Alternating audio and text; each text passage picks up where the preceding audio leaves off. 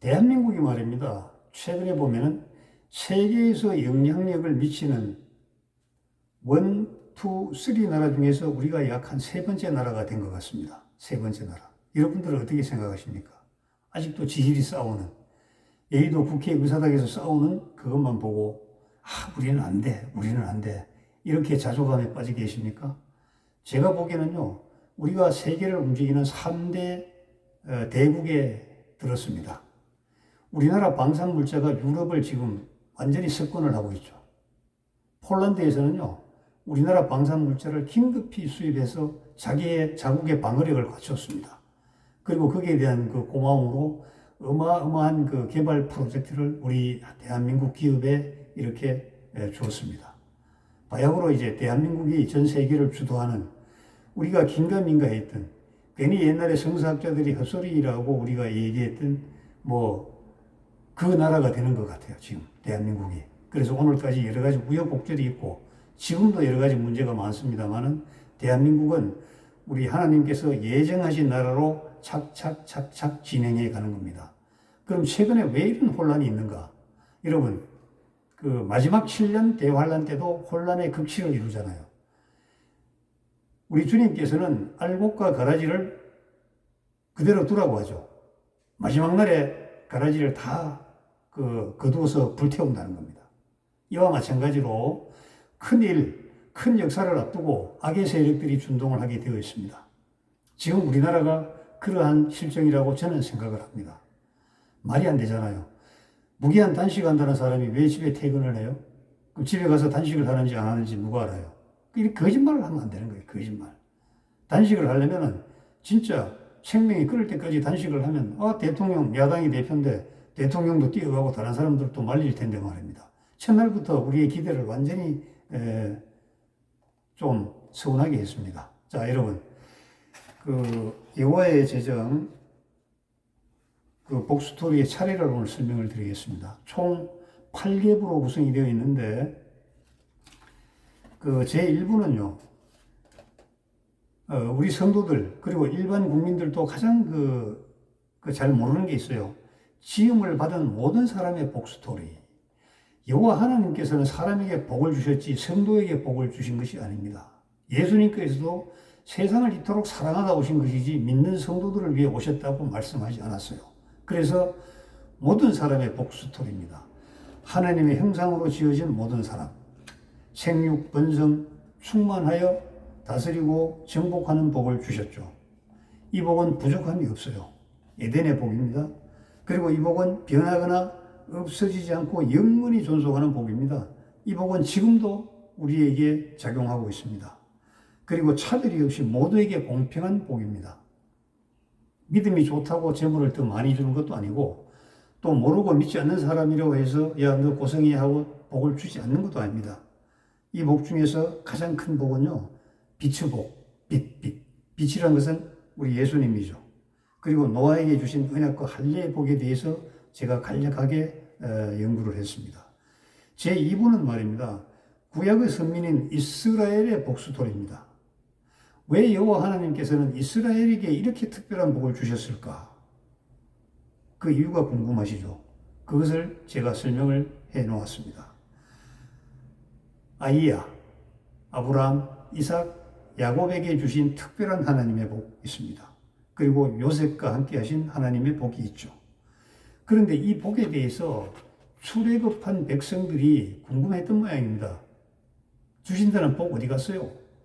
나에게 주신다는 그 복 어디 있어요? 하고 복에 대해서 궁금해하거나 또 불만이 많았던 것 같아요. 그래서 모세가 마지막에 느보산상에서 영안이 열려서 백성들이 들어갈 가나안 땅을 훤하게 훑어본 다음에 자기는 못 들어가잖아요. 하나님께서 허락을 아니하셨으니까. 그러면서 세 편의 설교를 하는데 그 중에서 여호와 하나님의 복을 누리는 방법에 대해서 구체적으로 상세하게 설명을 합니다. 그리고 여호수아 장군은 요셉 지파가 우리는 사람도 많고 공적도 많은데 기업을 2배로 달라고 하니까 안 돼. 그건 안 되는 거야. 너희들이 능력 있고 지파에 그 숫자가 많고 그 민족에게 부유한 것이 많다면 너 스스로 산지를 치고 올라가. 그리고 너가 발로 밟는 땅을 그 차지하는 복, 여호수아는 이 복을 설명했죠. 그리고 시편과 잠언과 전도서에 보면 복 스토리가 있습니다.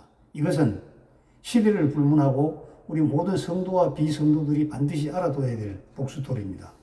예를 들자면 기름 한 병으로 많은 그릇을 가득 채우는 그 복이 있죠.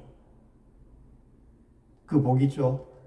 자, 구약의 복 스토리가 구체적이고 이렇게 확실한 이유가 있어요. 확실한 이유가 있다고요. 그것은 뭐냐면은 그 선민 이스라엘을 그 더러운 도덕과 더러운 윤리와 더러운 그 생활이 판치는 애국을 비롯한 이방 민족의 그 문화에 물들지 않도록 하기 위해서 적어도 입고 먹고 자고 자녀 키우고 그 다음에 가축을 번성시키고 그 다음에 병이 걸리지 않고 하는 이러한 완벽한 보호 대책을 여호와 하나님께서는 이스라엘 민족에게 주신 겁니다. 자, 그럼에도 불구하고 나에게 허락하신 복은 어디로 갔나 이렇게 의문을 갖는 사람이 많아요. 그래서 제3부에서는 하나님께서 주신 복은 능력과 기회의 복 스토리임을 밝혔습니다. 경제와 경영이 2360회나 언급된 성경의 복이고요. 하나님께서 주신 복은 보편적이며 능력과 기회로 복을 주셨습니다. 그리고 하나님께서 주신 복은 후레자식 만드는 못난 애비가 아니고 반드시 지켜야 할 조건이 있어요. 조건부 복입니다. 예를 들어서 하나님께서는 너의 부모를 공경하면 복을 누리게 된다고 말씀하셨습니다. 10계명의 제5계명이 바로 효도라는 계명이죠. 사실 세상에서 우리 부모는요, 능력도 또 외모도 그리고 지식도 지혜도 없는 부모들이 더 많잖아요. 그렇더라도 나의 아버지, 나의 어머니, 나의 할아버지, 나의 할머니라고 생각하고 효도를 다하면은 너가 알지 못하는 다른 어떤 은밀한 방법으로 너가 상상하지도 못한 그러한 복을 하나님께서 이렇게 우회적으로 주신다는 겁니다. 그래서 우리나라나 동양에서도 충신은 추러 효자지문이라. 나라를 빛내는 위대한 인물은요, 효자의 가문에서 난다. 이런 말이 있죠. 최근에도 어떤 정신들이 가문의 내력까지 들먹거리면서 절대로 큰 인물이 될 수 없다. 아마 그 효도의 관점에서 그런 얘기를 한 게 아닌가 이렇게 생각을 합니다. 그리고 하나님이 주신 복은 경영해야 됩니다. 경영이라는 것은 목표를 세우고 구성원들끼리 의논을 하고 세상을 살피고 최적의 대안을 만들어내고 그리고 거기에 몰입해서 함께 일할 때 누릴 수 있는 복이죠.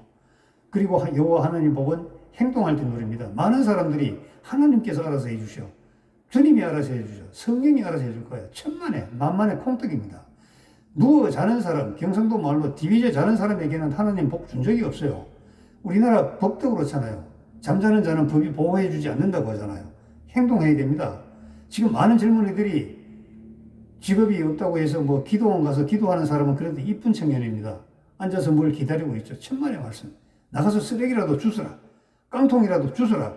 빈병이라도 주스라 이겁니다. 행동할 때 여호와 하나님께서 상상하지 못하는 복을 부어주시는 겁니다.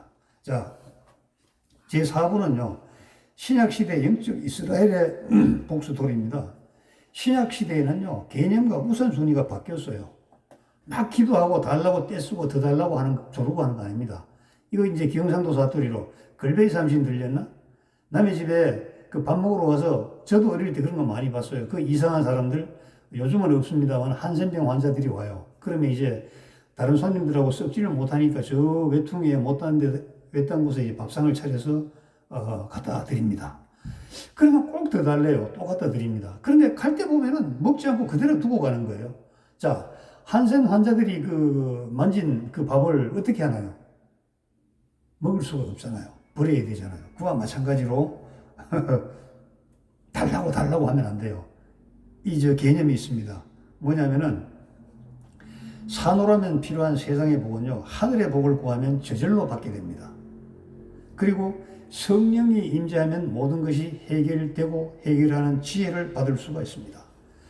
제가 찬송가 하나를 제가 들어서 이 복에 대해서 설명을 한 것이 있습니다. 그리고 신약시대에는요, 무엇보다도 발전된 산업의 근원인 자본주의 시스템이 복의 근원입니다. 사람은 실패할 수도 있고 실수할 수도 있고 그리고 실패와 실수가 중년 후반이라면 다시 재기하기 어려워요. 그럼 옛날 같으면 거지로 빌어먹고 살아야 되잖아요. 그러나 지금은요, 동사무소에서, 노인복지소에서 다 복지가 제공되잖아요. 이 제공에 복지를 제공하는 그 힘이 어디서 나와요? 자본주의 시장경제 시스템에서 누군가가 돈을 벌어왔기 때문에 그 돈을 국가에서 세금으로 받아서 여러분들의 복지 자금으로 이렇게 사용하는 겁니다. 그러니까 복지적인 측면에서 본다면 반드시 자유민주주의, 자본주의 시장경제, 법치주의, 그리고 기독교주의를 여러분들은 반드시 선택을 해야 됩니다. 이것은 역사가 증명하잖아요. 북한의 그 최고의 뭐 지상 낙원이라고 떠든 지금 북한의 북조선 인민민주공화국에 굶어 죽는 사람이 얼마나 와요? 지난번에 뭐 김규현 국정원장이 246명 나왔다더라고. 근데 아니에요. 수천 명, 수만 명이 나왔대요. 246명이 평양에서 나온 건지 함경도 전체에서 나온 건지 밝히지도 않고, 물론 뭐 너무 밝혀버리면 우리의 정보력이 탄로나니까 정보적인 그 관념에서는 그렇게 말할 수도 있습니다만은 터무니없이 246명이라고 얘기하는 것도 좀 이상하지 않습니까? 하여튼 자본주의 시스템이 복입니다. 그리고 성경에 나오는 네 마리 동물 있어요. 메뚜기, 사반, 그 다음에 또 뭐 있죠? 개미, 꿀벌. 이런 그 동물에게 배우는, 도마뱀, 이 동물에게 배우는 게 있어요. 그 다음에 이제 신약의 성도들은 일하기 싫거든 먹지도 말라는 노동의 복이 있어요.